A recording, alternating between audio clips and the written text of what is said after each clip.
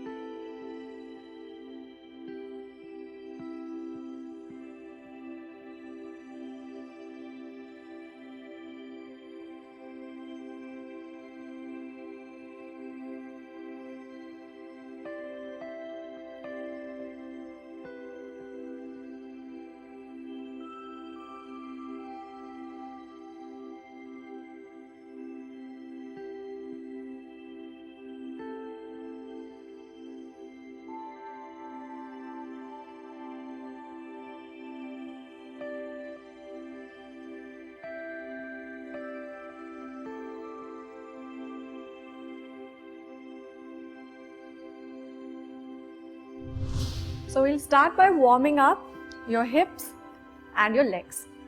Cross your left leg over your right, just so that the ankle is resting on the thigh. Gently bring the leg in towards you and allow it to open up. So the movement is coming from the hip is drawing up and down. Make sure you don't press down on your knee. Inhale when you stretch up. Exhale as you hug your knee in towards you. Let's try that on the other leg. Cross over to the other side and relax. So I'm going to turn sideways just to show you what the back is doing. We're going to make a diamond with our feet by pressing the soles of the feet together. Inhale and stretch up.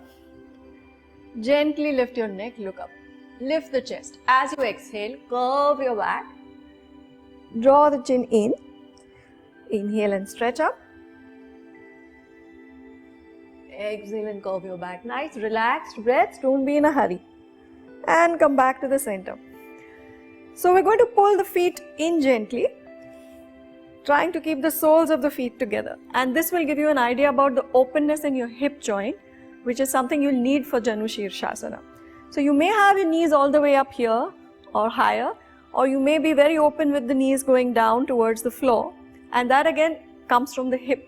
So you don't want to force that, you just allow the legs to be where they want to be, and we'll take 3 deep breaths. Hold on to your feet or your ankles. Inhale, press the shoulders down the back and just take 3 deep breaths here.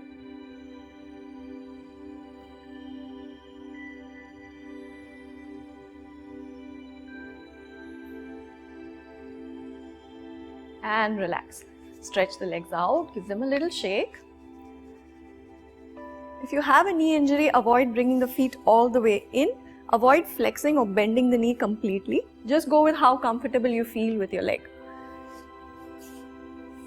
So we've opened up the hip joints. We're gently going to flap like a butterfly.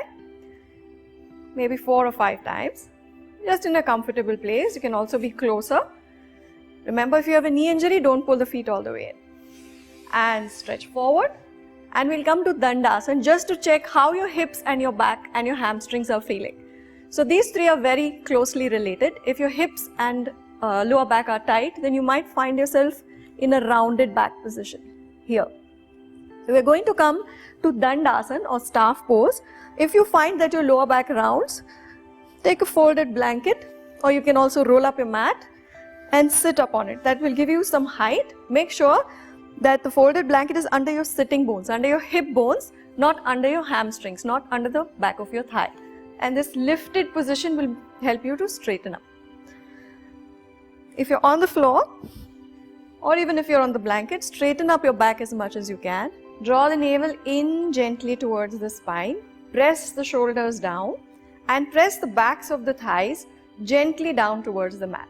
Now draw the toes in towards you and spread them out, and press the palms down onto the mat just next to your hips. We're going to take 5 deep breaths here. Now even though your stomach is working, you're still breathing in the chest. So make sure you're breathing as softly as you can in the chest.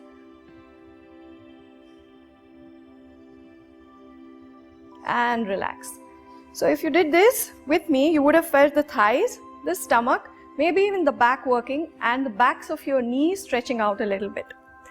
So we're going to try our first modification. If you have very tight hamstrings and you find it difficult to fold forward, which is what we're going to do, bend your left knee very gently and take it out towards the side, turning out from the hip.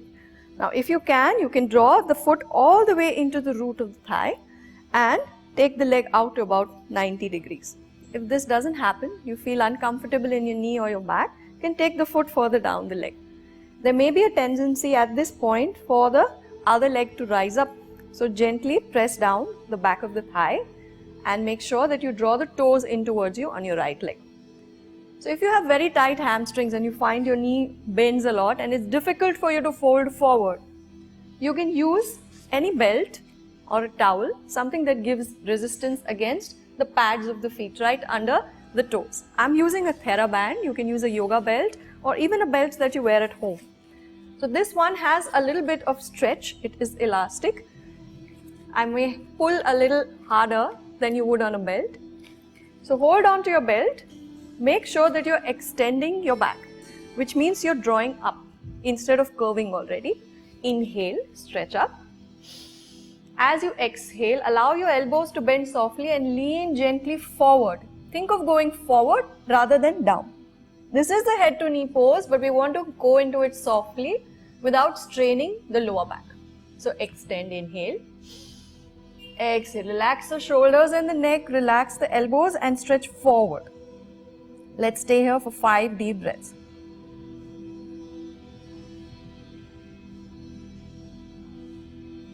When you're ready to come up, inhale, come out of the pose and try the same thing on the other side. Relax the leg, bring it back. So that was modification 1. If your hamstrings are very tight. When you're sitting in Dandasana, that staff pose, getting ready to fold forward, you're going to bend the leg, of course. If you find that your back rounds a lot, you can try a second modification, and let's try that on the other leg. You have a rolled up blanket or a little pillow, cushion. This time we try it with the left leg straight, nice straight leg, as straight as you can get it. Draw the toes in, bend the right knee nicely, softly, and then turn it out towards the side. Bring the heel in wherever you're comfortable. Inhale, straighten up the back, relax the shoulders. As you exhale, gently stretch forward. See where you can hold. See where you're comfortable holding. Maybe the ankle, maybe the calf. Maybe you're able to reach your toe. Inhale and stretch up. Look up gently. As you exhale again, think of going forward. And you can also have both these props. You can also have the belt to stretch your hamstring as well as a cushion underneath. Relax the elbows and gently fold forward. At no point should you feel strain or irritation in your lower back, in your neck or in the back of your knee. Don't overstretch. Stretch only to the point that you are comfortable. Let's take 2 more deep breaths here. And if you feel open enough, you can bring your head even lower, relaxing your shoulders and your neck. Inhale to come up. As you exhale, relax the other leg. So those were two modifications. One for a tight leg, back of the leg or hamstring. Second for tight hips and lower back. And now we look at what we can do if you have a knee injury or we have some resistance or strain in the knee. So we are going to avoid flexing or bending the knee completely. We don't do this. Keep the leg relaxed and support the knee with a cushion or rolled up blanket under the knee joint. So you want to keep it relaxed. Let's try that again. Inhale. As you exhale, reach forward. Think of going forward rather than down immediately. Inhale again. Stretch up, extending your back because you're bending from the hip, not from the back. As you exhale, fold wherever your body allows you. If you're very flexible, you'll be able to relax and come down. If there is tightness, just stay wherever you feel good stretching. You can also hold on to the ankle. Allow the elbows to relax softly. Press the shoulders back into their sockets. Take 2 more deep breaths here. Make sure that you're relaxing the back of the neck where it meets the head. When that is tense, then you can't relax. And inhale to come up. Relax your leg. So let's try the final pose. Show that to you on the other leg. Draw the right leg in. Bring it all the way to the root of the thigh. Stretch the left leg out, the other leg out. Draw the toes in firmly. Now you want to make sure you are sitting on both sitting bones. You're not lopsided on one side or the other, and your hips are facing towards the same direction. If you can, you take the knee back to 90 degrees and then we adjust by gently drawing the right shoulder forward. Inhale, and you want to extend your back. So you're folding from the hip joint, not through the back. You want to extend the back as you inhale. As you exhale, fold forward and come wherever you feel comfortable. You either hold the ankle or the calf. Make sure that the knee doesn't bend. Looking up softly without straining the neck. As you exhale, slowly fold forward. Think of going forward, continuing to extend or stretch your back rather than round and trying to get your head down at first. Let's try that one more time. If you're able to, and you can hold on to the big toe, take the first 2 fingers and make a ring around the big toe with your thumb. Inhale again. Press the shoulders down the back, extending or growing long in the back. As you exhale, bring the sternum, the breastbone, down towards your thigh and allow your neck to relax completely. When you tense the muscles in the neck, especially where it meets the head, you're building tension in your body instead of stretching. So we're going to stay there for 3 to 5 deep breaths, trying to keep the exhalation a little longer than the inhalation. Make sure you don't strain to go into this pose. Your lower back should be safe. You shouldn't be feeling irritation or strain there or in your hamstrings. Do not overstretch. Relax the shoulders. Take 2 more deep breaths.